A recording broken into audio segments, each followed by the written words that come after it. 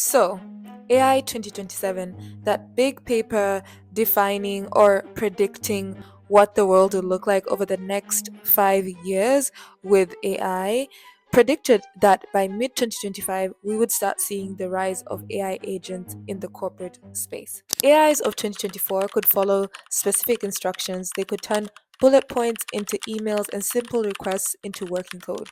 In 2025, AIs function more like employees. They were predicting that by mid 2025, AI agents would start acting as employees. Right as their prediction, this week there's a paper that came out talking about how AI recruiters outperformed human recruiters in a randomized controlled trial. And so I saw the paper and I thought that it would be a good paper to use in grounding a discussion on how AI will impact the world of work. If you're new here, hi, my name is Garnet and I make content for people who are curious about the internet and AI. And if you're not new here and you haven't subscribed, please subscribe because I'm coming in hot with research papers.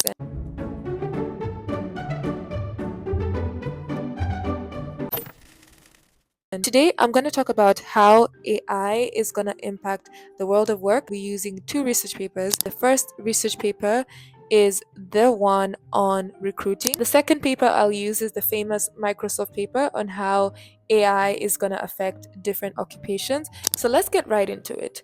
First paper was a summary of a randomized controlled trial that was done in the Philippines.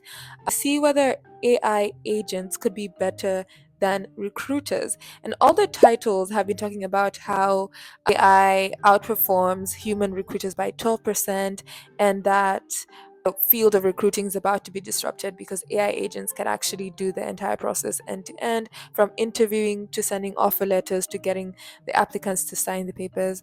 I think this paper was interesting, but I also feel like the media was a bit sensationalist with it. I feel like once you read it deeply, like, yes, quote unquote, AI recruiters outperformed human recruiters, but I feel like there's so many factors to recruiting and why certain things happened. And I think it's also a paper to highlight the importance of grounding technical research in social realities, but I'll get into that.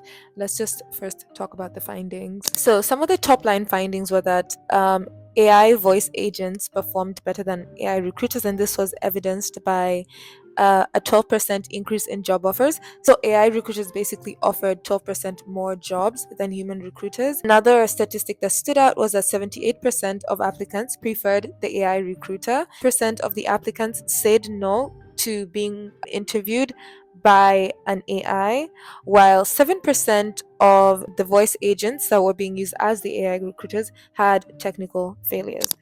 And when you look at it even more closely, you see where the lead is being buried.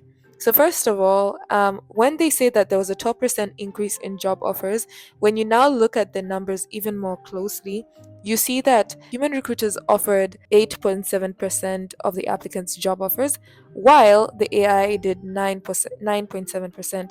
So, this 1% difference is what is being termed as a 12% increase in job offers.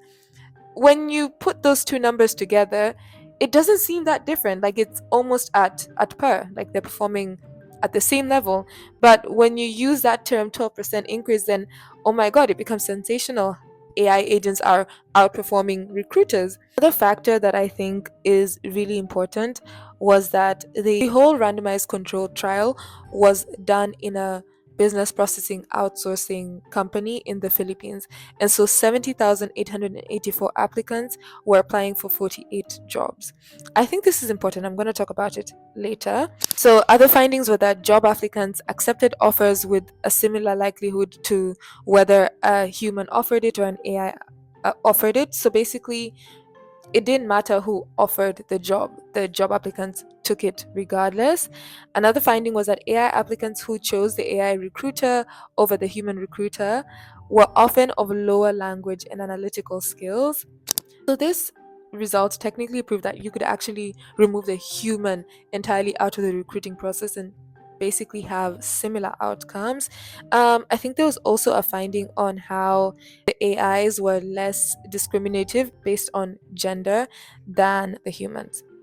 So let's talk about the social context that this research comes out of, and it's really important. First of all, you're seeing a large pool of applicants only applying for 48 jobs, and that's telling you something that's happening all over the world, but more so in global south countries like the Philippines, is that there is an undersupply of jobs and an oversupply of applicants. So when you're telling me that only 5% said no to an AI interview, I think the context really matters. And what matters here is that we're not in a market that favors employees. So, who's to say no to an interview? People rarely even get interview callbacks. So, the fact that only 5% rejected the AI interview, I don't think it's a full picture of whether or not people are comfortable being interviewed by AIs. A lot of people would rather just go with the flow with the hope of getting the job at the end of the day rather than let their fears about AI biases take over. Because in the first place, they were not even getting callbacks. So to even get an interview is a great thing. I was really curious about the statistic about applicants who chose AI had lower language and analytical skills. They chalked it up as perhaps people felt less comfortable talking to humans when they felt like their language skills were not up to par. I would like to hear more about why people preferred the AI recruiter. Perhaps there's less anxiety in talking to a robot than preparing to actually impress an actual human. I would like to hear more about that. But job hunting is a dehumanizing process all in all. So I'm not surprised that only 5% said no. I'm also curious about how the gender discrimination was reduced in half by the AI being the interviewer. I think that's a really interesting one to look at because I think the sample size is too small to chalk it up to AI being more neutral. Like, I would like to see more of that. I think the other interesting thing was that before the study, the human recruiters thought that the AIs would not perform as well. They thought that AIs would perform way worse. So I think it's showing that there's like a sort of disconnect between the real life capabilities of AI tools and the expectations of humans. I feel like for the most part, a lot of people do not expect AIs to perform their tasks as well as they should. But also there's another side where AIs are overhyped and you get the other side where people expect AIs to perform well and then you end up with like spaghetti results just all scrambled up and jumbled up and then you spend much more time untangling it. But this research was interesting, especially when compared to the Microsoft study, which I'm going to go into now. So, the Microsoft study is basically a study on how many jobs are at impact of being disrupted by AI. So, how the researchers approached this study was that they went and scraped chats between Copilot and Claude and real life human users. And when they had those 200,000 anonymized conversations, they looked at the conversations and tried to understand what tasks were people using AIs for the most. After they understood what tasks were being used with AI the most, they now ranked these tasks. Okay, you're using AI for this task. Is the outcome successful? That was the second metric. So, for the tasks that people are using AI for, how many of these outcomes are actually successful? And then the third element they looked at was for all these tasks that people are successfully using AI for, what jobs do they mostly correlate with? And then they combined these three elements and ranked jobs by which one is the most likely to be impacted by AI. So there were several factors being used to understand what jobs are going to be impacted by AI. So the first on the list is interpreters and translators, of which I'm going to break down the table so you understand how they did the study. So, of which the coverage, by coverage, it means that how many of these tasks are already being used by people in AI. So, 98% of their work is something that people are already using AI to complete. And then completion means is it successfully completed? And 88% of people were satisfied with the outputs that AI did when they used tasks that interpreters and translators did, basically translation. And the scope is that how much of this work is something that can be automated by AI. So the scope is 57% of the work that interpreters and translators do can be done by AI. And so, as a combination of all this, shows you that interpreters and translators are at the most risk of being replaced by AI. I have anecdotal experience of this. One, in my everyday work, I encounter a lot of languages that I need to understand. And for a long time, it would be so hard to find people to translate languages in global south countries. But once Gemini, I think it was the first version of Gemini came out, we could even translate a language like Malagasy, and I was shocked because Google Translate could not do that, but Gemini could. And so there's been bounds and leaps in AI coverage. But mind you, I'm not using these tools for any nuanced translations. I think translation is definitely an art and there's so much to it, but a lot of people who are paying for this task just needed the communication to be passed across. And so this is something that people are no longer looking for third parties to do. Another example I have is when I worked in NGO, we used to do a lot of field interviews. And when you do a lot of field interviews, you have to get somebody to transcribe it and translate the interviews. And now all that can be done by Otter, which is just one app. And once it's done by Otter, you can even translate it. Fields have changed so much. I remember the amount of freelancers we used to use in huge research projects that we now do not use. Others, top of the list, are historians. I think historians is because people are searching for information with AI, hence the high coverage of the tasks that they do. Passenger attendants, sales representatives, writers and authors. I think writers and authors have the highest scope of automation at 60%. I guess it's because Gen AI is mostly being used to write content. So a lot of the first list is about knowledge work. It's about searching for information. It's about getting answers. It's about translation. It's about transcribing. And then you now get into other things like prediction, like political scientists and news analysts, reporters, and journalists, which I find a little interesting. I guess when you look at the scope, 56% of their work can be automated, but the other 44% is really important. There's a famous saying in journalism where if you tell a journalist that the sky is blue, they're supposed to go outside and confirm it. So the other 44% is so important. But when you see a number like, okay, 56% of this can be automated, it's so easy to dismiss the other 44% as non-important, as oh, we can just automate everything. We have mathematicians, which I would have thought mathematicians would be higher, but I guess it's coming to light that complex AIs are not that good at complex mathematics. Data scientists on the top 40 was shocking for me.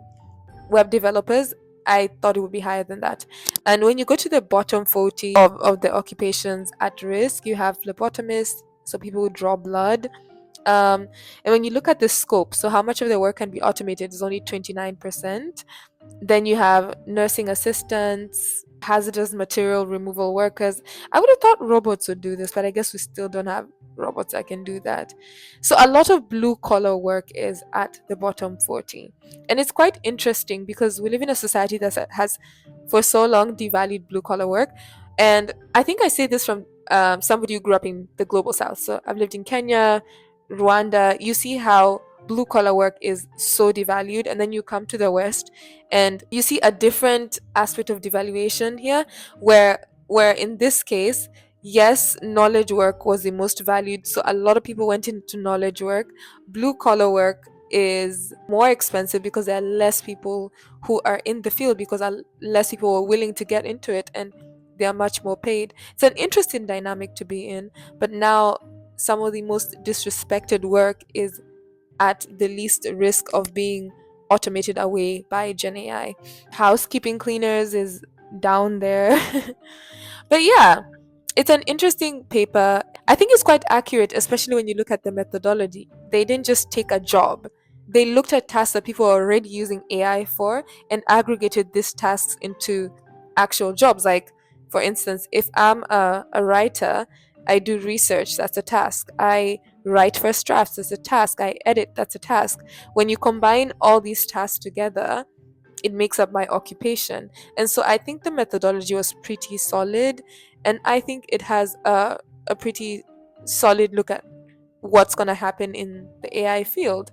So I guess the question then is, what do I think about the world of work with AI? I think my first thing is that yes, AI is going to take a lot of our jobs. If you're in the knowledge economy, if a lot of your work involves things like writing, researching, predicting, forecasting, we are definitely at risk. And it reminds me of something silly that I saw on LinkedIn the other day. I think it was somebody Anthropic in their public policy team or something who was saying that they were helping social workers use AI in managing some of their caseloads.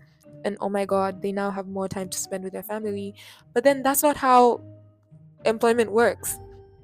If you're saying that I can cut half the time I'm using with AI, my employer will definitely want to justify it by getting rid of me, because or reducing my pay, because why should I be paid the same amount of hours when my productivity is slashed? Of course, people are saying that a lot of work is going to come out of the AI era, so it's like a natural displacement and replacement happening. But I think it discounts the fact that not everybody in the workplace is like 20 years old and willing to just take a year to reskill or upskill. People have lives depending on these jobs. And actually, I just came from reading this Substack about AI taking jobs, and they were actually talking to interpreters and translators who have seen like 80% reduction in how much work they're getting.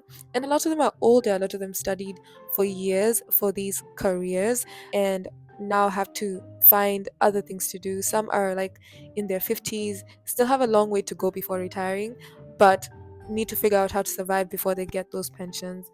It's interesting, but I think I see it differently because I am an African who grew up in Africa and I'm now living in a Western country. So I'm seeing both sides of things, where I come from a country where knowledge work is not the largest share of employment.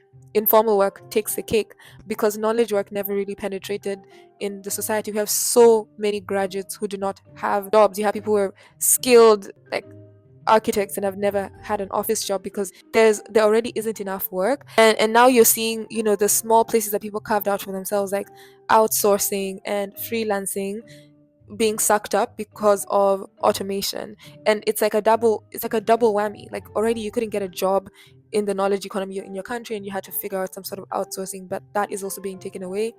So it feels like we're going to continue relying on the informal economy back home.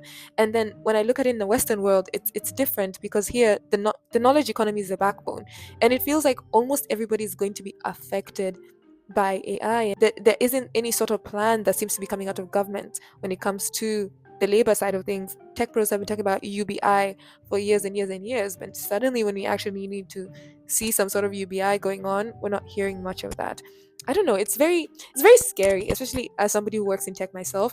I like to describe it as dominoes falling, and you're a certain position in, like the row of dominoes, and you're just seeing it falling as it comes towards you, and you have nothing to do. I was talking with a friend the other day about how we were worried about AI and destruction, and it feels like you're supposed to do so much, but you just don't know what to do. So you're just scrambling. Like, what do I do? Like, what do I reskill on? It's very scary to be living in this age, honestly. And I do acknowledge my privilege in this space, but I know that it can all be pulled out of under me.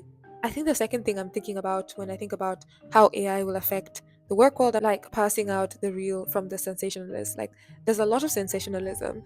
The media fuels sensationalism that benefits AI companies, because AI companies are benefiting from people hearing that their tools have a high confidence level. It means that a lot of companies are going to just buy, their enterprise AI tools and get rid of workers, more money for them, right?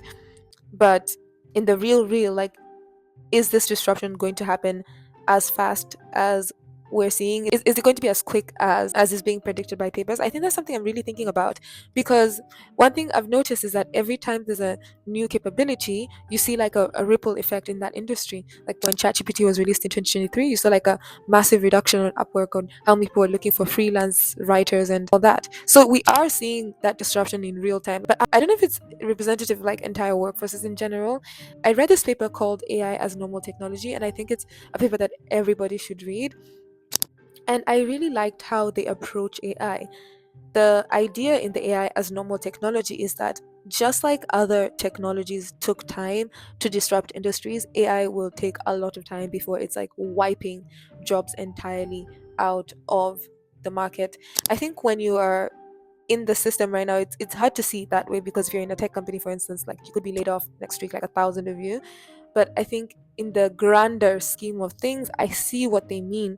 And I like an example that they gave of how long electricity actually took to disrupt like factory work after the invention of electricity, where the invention of electricity did not just mean more production hours. They had to change entire layouts of factories before, labor and productivity went up because people were working longer hours and all that. So they say that similarly AI will take time to disrupt economies. I think when I look at it from my Kenyan perspective, I see what they mean, because one of the biggest problem people are facing in like the Western countries is that people are showing up to interviews with like deepfakes on and cheating through the interview phase. When back home in Kenya, I know that even the most progressive job is expecting you to show up physically for an interview.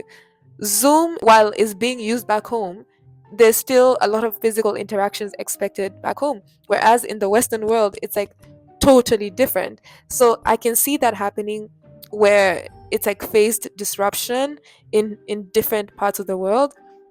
But then I also note the sensationalism when I see things like, oh, do not go be a lawyer. I saw a story where apparently the Google head of generative AI was telling students to not study law and medicine because their work would be disrupted by the time that they were done with uni. Like by the time they finished with uni, AI would have outperformed them. And I think that's a very crazy thing to say. And I like that the AI as normal technology paper grounds people back down. For instance, this guy is telling people not to study law because perhaps ChatGPT can now take the bar exam and pass. But when you look at the real life work of a lawyer, how much of it involves memorizing a case and taking tests? Like a lot of law is about negotiation and managing your client, and there's so much dynamic stuff involved. Medicine is all about care. Like you technically can't automate it because there's a lot about just eyeballing your patient. There's a lot of human touch involved. So when you're saying that within the next 4 years the entire fields of law and medicine will change, it doesn't make sense, because also there's a risk factor involved. There are some industries that people would not allow AI to just step in and change everything. Like medicine is a high risk environment where people would have such high resistance for AI adoption, whereas in the space of like technology, there's a lower resistance because at the end of the day, a lot of it is not that consequential. It's not changing human lives like directly and immediately. Whereas in medicine and law, these are occupations where the impact is direct on humans and consequential and actually matter. So I really think the AI as normal paper is one that grounds me in a sense. And you should read it. I think the third thing is that there is a lack of care and empathy for the working class. And this is definitely more within the AI tech bro class. The way we're talking about AI disruption is not taking into account the real life situations people are in. People have real life things that they have to solve. So a simple reskill does not work for everyone. It could work for 20-year-olds, it could work for a uni student, but it might not work for 45-year-old with kids to provide for, with hospital bills, with rent, mortgages to pay. But the dehumanization that knowledge workers are facing is not new. Blue collar workers have often been dehumanized by knowledge workers. It seems like it's flipping on us, like the script is flipping. I think that happens every few years. And now it's our turn to face dehumanization. I don't know how much better to put it, but you can imagine it's crazy. Like if you told me 2 years ago that working at McKinsey would be a precarious choice, like it's not wise to go work at McKinsey, I'd be surprised. Like McKinsey, what do you mean? But now every day there's a new newspaper title about how McKinsey jobs are threatened because of ChatGPT research or Claude research or whatever new tool is there that can do their job better than them. If you told me that young people would be more open to going to trade schools than go to a degree program, I would be even more surprised, because my dad has been saying this for years. Back home in Kenya, my dad has been urging like people to go to trade school and learn like physical skills. I guess the disconnect there is that it's not the same back home as it is here. Here there's value for your work still. Back home you go be a plumber and you're being paid peanuts. But I guess his point was that knowledge work is not getting people work anyway back home. Like if you study a business management degree, okay, where are you going to use it? You might as well study a plumbing degree. You're going to get paid low, but you're getting paid. You're getting some sort of money at the end of the day. But it's so interesting how things shift, and I think perhaps this can make us more empathetic of people around us. I think the fourth thought I have, fourth and final, is that global disruption is going to be interesting to watch. I think about this from somebody from the global south. Like I said, freelancing, BPO work, outsourcing is a huge chunk of work, and I'm scared to see what will happen once that's taken away, because it's not like our governments are going to support us in any way. It's interesting to see how it's going to play out in Western countries, where perhaps they're now going to wake up to the fact that their governments are just as capitalist and less socialist. Perhaps this will change how people view unemployment benefits, because clearly being unemployed is not a choice. But it's scary to see how this will play out, especially when people say that, okay, AI will take our jobs, but it'll still replace them. As somebody from the global south, it's not the same for us. Like, it takes years for those jobs to be replaced for us. Like, here I'm already seeing places like OpenAI open up more jobs, but back home, if a freelancer doesn't have work, they might need to have to just reskill or figure out something totally new, because it's not the same. I think something I'm keen on seeing play out is also the devaluation of entry level work that's happening right now, where every industry is saying no to entry level people. Like, what's it going to look like 5 years from now if there are no entry level lawyers, entry level software engineers? How is that skill going to be passed down? I don't know. I probably just rambled through this, but yeah, if you've gotten this far, do let me know about what you think about how AI will disrupt the world of work. And yeah, I can't wait to see you in my next video. Bye.